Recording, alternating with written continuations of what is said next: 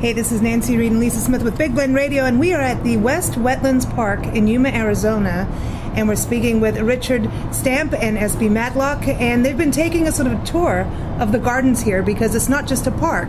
This is actually a butterfly and wildlife habitat here, pretty much, Nancy. Well, it's got habitat for wildlife, so I guess you can say butterflies. that. And Richard, you're saying to me that this area used to be a landfill? This was a city dump. A city dump. Until about 1960, I believe. Wow. And then how did it get into becoming a garden? Well, it took many, many years for the city fathers to come up with proper agreements and funding, but in 2000 they undertook this. It's I believe 140-acre area from the 4th Avenue Bridge down to 22nd Avenue, north of the canal to the river, as recovering it for a park. And it's a multi-government entity agreement with the Bureau of Land Management, the BLM, Arizona Game and Fish, the Irrigation District, and the city of Yuma are the main people involved with it. But it took a whole lot to get done, and they've allowed us to come in and start redeveloping it into a park. So most everything here you can look at is from the year 2000 till now. Wow. So we're looking at a 15-year project to date. It's amazing because you can walk from here all the way to what's known as the East Wetlands, which is right outside Gateway Park, and that's a whole other restored area as well. So it's kind of like this whole restored belt along the Colorado River, right? Correct. And the main thing they're trying to do is get it to where you can actually go all the way to where the Gila and the Colorado connect in together. So that's where we went from the canoe trip. Right. And that's actually one of the things I found out that is the city symbol, where you see on the side of the door, it's the two rivers flowing together, and then it comes right this way. Oh, the city that logo. makes That sense. makes sense now. So there's no way you'd ever tell that this was once a dump. What happened to all the stuff? It's got a 6-foot dirt cap over the top of it. They did not try to remove it. They just encapsulated it. And when you were talking about going to the East Wetlands, there's an equestrian trail right over here on the next to the canal. They've actually got plans for that to go clear to Sears Point, which is out by Dateland. It's about a 60 or 70 some mile equestrian trail. Now the funding has kind of went away for that, and it's been put on the back burner. Hopefully at some point the money will come back together for that. That would be Wow, that's incredible. I mean, Dateland's, it's out by Tacna. It's past Tacna. Yeah, past. It's at the edge of the Yuma County line. It's a beautiful area out at Sears Point. That's pretty out there. To go investigate. I know. We'll go try. We don't have horses, but we've got Petroglyphs. Yeah, now the petroglyphs. We've been out there with the painted area. rocks are that area. Well, but it's not Painted Rock. There's a difference between Sears Point and Painted Rock. Yeah. Okay. There's more petroglyphs at Sears Point than I think dense area than anywhere else in the U.S., I believe. Wow. Well, I'm glad we're sitting and talking to you guys today. Yeah. I thought we were going to talk about plants, but now don't tell anybody, okay? No. It's like road trip. All right, I know what we're doing now. Yeah. So now the garden right here is where the butterfly garden and the hummingbird garden is, and one of the first things you were talking to us about were the different trees. And, you know, a lot of people don't think about trees being part of a hummingbird or a butterfly habitat, but it's important, right? Correct. They have to have somewhere to put their nests and cocoons to be built and shade.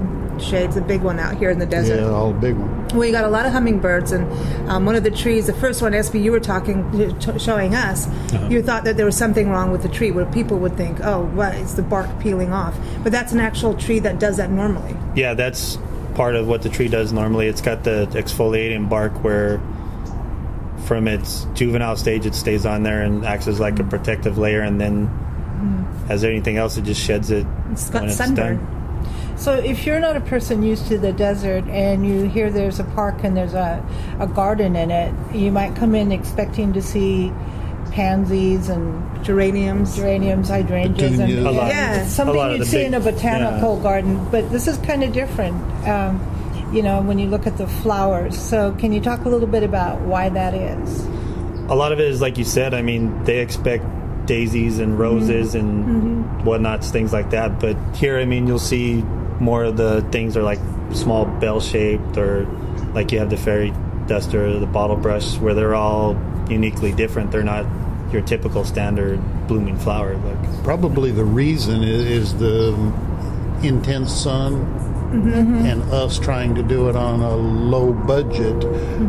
One of the most expensive things we have is water, so we want to maintain it with the low water use plants. So almost everything that gets planted is fairly easy on the wallet as far as how much water it takes. I think that's, even for home gardeners, that's something that we want to do, is not be spending too much on water. So more and more xeriscape. So so these are pretty much adaptive. You know, if they're not native, they're going to be more desert adaptive for the full plants. year too. A lot of it, like how with our grass. I mean, we do half winter and half summer. Okay. A lot of the stuff you see here, it'll be all year round. It'll be there. It may not bloom, but it'll just switch to go in just to green foliage, and it'll survive in the heat. So they're perennials and evergreens almost. We don't plant any annuals in any of the parks. What's your favorite plant for you out here? I would have to say the ironwood, just for the fact that I've always seen the ironwood from here to Picacho to anywhere. It's to me, it's got like 3 different colors. You'll see like a gray, then the green comes and gets real heavy, and then it actually blooms to the purple blooms that it has. What is the one that does exfoliate the bark? What tree was that? It's a Palo Blanco. Palo Blanco. It looks kind of like yeah.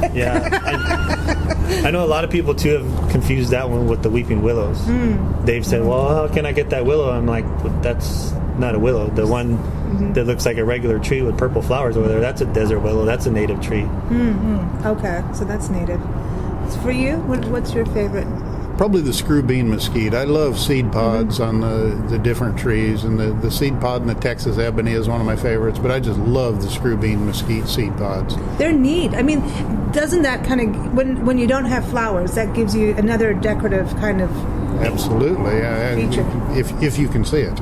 Yeah. Some people can't see it, but well, you got to come see the screw beans here, right outside the restrooms. They look like stars almost. Yeah. they look like satellites. Yeah, it's spacey. They're aliens, yeah. They're spacey. Well, that was next to that other tree where you were calling them monkey pods? Well, Texas ebony, That was a Texas ebony? they'll refer to them as monkey pods. Those were big pods.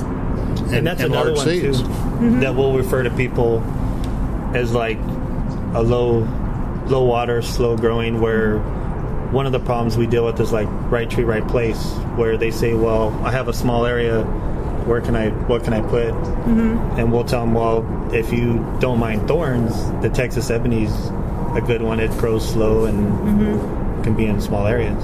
But now you were talking about how you actually get them to grow from seed, and that's not an easy thing to do.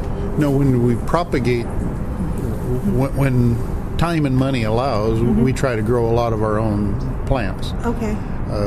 When we propagate the desert trees, we'll usually do it from seed. And to scarify the seed, we have to scratch the seed so the water can penetrate it. We'll actually put them in a blender jar and just chop the whole seed pod up.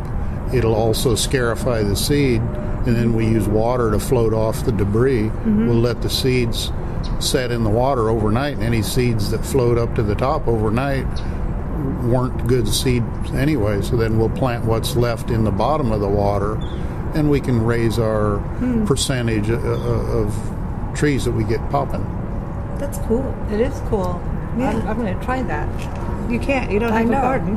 Well, when I do have a home again, if we ever get one again. Well, you know, I want to Grab touch a bunch on of stuff on one of your trips. Yeah, right. you know. She's a nip and tuck. Do you get a lot of people that come through here and kind of like, here, I'm going to take a little nip of your aloe and go And plant they'll it at actually home? ask you too, hey, do you mind if, yeah, sure. Because you got aloe and they're blooming now even. And you wouldn't think in winter, where it's winter right now, that you'd have blooming aloe, but here in Yuma, seems like things can bloom year round. And I think that's whoever did a plant selection for the butterfly garden and the hummingbird garden, they put different things in that would have bloomings when was appropriate for the migrating birds and butterflies. Because even now you've got the hummingbirds, you've got Anna's, Rufus, Costas, Black chin. Black chin too, And little verdins. I was looking at little verdins today, those little cute little little finchies. Finchies. Yeah, I think they're verdants. We would have thought they're hummingbirds. No, it's a verdant, but you've got a beautiful garden here. And, You've even got a bunch of quail running around down here too right now. That's their little place under there. Under that tree we saw walked them here in the there. morning, and Yeah. that's their little area. If you see the sign over down by the butterfly garden, it's in Spanish, but it says Quail Trail. Quail It's Trail, how it interprets to English. And then you've got Chester. We got to talk about Chester over because there's a whole pond area and people go fishing there. And Chester seems to hang out with the fishermen. Chester's a big egret, right? Chester's a big egret that's been here for most of 3 years, and most of the egrets don't hang around right or in the heat of the season, but Chester seems to, and he'll come down, and the fishermen, I guess, have got him ruined because they'll feed him the small fish that they don't want to keep, and so Chester will just land up next to the edge of the pond, which is a concrete line or concrete edged pond, and you'll see him just start sidestepping toward the guys that are fishing, and if they don't make any movements to chase him away, pretty soon he'll be within 5 or 6 feet, just like he's one of the fishermen. He's just waiting. He's just hanging. One thing I wanted to note that you actually have weddings. People come here and have weddings? We get a lot of requests for weddings. I actually sit on Mondays. We have our request meetings for the different facilities, and from the wetlands to the Gateway Park, the ramps, and the different areas here at the Hummingbird Garden, they'll continuously request Weddings. Interesting. So you said you have around 40 parks in the city. Yeah, I don't have an exact number, but it's approximately Lot. 40, and we certainly do not have enough staff to maintain them to what we could do. I think it's important because it makes Yuma a place to come and live and work, and it makes the city pretty. And the quality of life Yeah. is a little better if you can, Right. especially get the kids out and running around and put their Game Boys Get down. outside. That'd Yeah, be get something. rid of the... Yeah. And they just had one of those this past weekend in one of my areas on the east side of town, the Park Social. They've been doing a lot of those during the year where they actually just kind of rotate throughout all the parks in the city to draw the people out, like, hey, come have some hot dogs with us and play some games. And Cool. Get outside, be active. a lot of the people see the flyers and they think, well, I didn't even know right behind me there was a park. I'm going to go check it out and see what's going on. And I think part of the thought process going into that is they want the neighbors to take ownership of the park. So if they see something going on over at the park that probably shouldn't be going on at a park, they know enough to call the police. And You don't have a community if the community is not part of it. That's you know what I correct. mean? It's our city kind of thing. Well, we don't live here. We're headquartered here. But, it's when you live in a place, the city grounds and the parks, that's part of your community. And it's important that people are part of it. And once you action on get, it. like me, once I've gotten into all my areas and been around them a few times, you have those people that in that area that they always bring things to your attention or talk to you, and I'll give them my phone number and I noticed this or I noticed that. Oh, okay. Thanks for your That's help. cool. Well, the parks, I think, cool. the variety of parks you have here are really unique. Like Roxaboxen Park, we found that the other day. have you read the book? No, I heard that there's a book about this. It's for kids, but it'll make you That's appreciate okay. the park. Well, what, It's about my reading level. Yeah, that's good. She could do that. I could handle that. No, but I thought it was neat because it looks like people bring rocks and they paint their state name on there and then go and place them there. Or they'll send them to us and we'll go and we'll place them by the sign and Yeah. then we'll take a picture and send it to them. Say, yeah, I got your rocks. I placed them for you. At one point, I was on a maintenance route that took care of that, and I got more out-of-town visitors stopping there, and they were usually retired educators or grandparents, and the educators were down trying to see what was going on, but the grandparents quite frequently were bringing a rock that their kids had painted. Wow. But we, like Espey was saying, we also get a lot of boxes in the mail where a class read the book, and they decorated a rock, and they sent it to us. Well, that's neat. We got to take Priscilla. Well, you haven't yes. met Priscilla's our pink sock monkey. She goes everywhere. She's our mascot. We'll have to take her there. Actually, that's a good idea. Yeah, she should paint a rock. She should paint a rock. I went to the Priscilla's Roxaboxen one morning when I was on my route, and I was disgusted because I saw some trash out in the park that wasn't normal type. It wasn't a McDonald's wrapper. It appeared to be a small portable TV with an antenna sticking up, and it's just out in the park. And so I walked over and I copped a bad attitude as soon as I saw it. When I got over there, it was a square rock that had been painted. Cool. And they had glued a TV or a little V on top of it for an antenna, cool. but they had it painted up like a TV, and it stayed there. But somebody did take it. No, man, that always is going to happen somewhere. After I saw it, it really made me smile. It changed my attitude for the day. That's cool. Right on. Clever. Well, thank you so much, guys, and for taking us around and showing us the different plants. There's a lot of. How many plants do you think you have here? Varieties? I have no idea. That's a lot. And you're saying this is 140 acres, right? Yeah, the area is 140 acres. Wow. So that's a lot of different plants. We've got problems with species coming in that we don't want. We're trying to get rid of, and then we're trying to do native stuff down by the river. Then restoring it too, and rehabilitating it. Yeah. Big job, but it's beautiful. Taking the invasives out. That's something when we went on the canoe trip that we could see. We started at the Gila confluence, like you were saying, and then you could see where this is where all the plants that aren't supposed to be there are there. And then all of a sudden, as soon as you hit the area where it's being restored, the birds were like tenfold. I mean, there was just so many more variety of birds and different species. So it's the same here to see the change when you start and they're trying to get rid, like you said, get rid of everything down there and just bring back in the cottonwoods and the willows and things that naturally were there. And that's why you got bobcat babies down there. Yep. Cool. All right, everybody, the website to check this all out is yuma-az.gov. Thank you.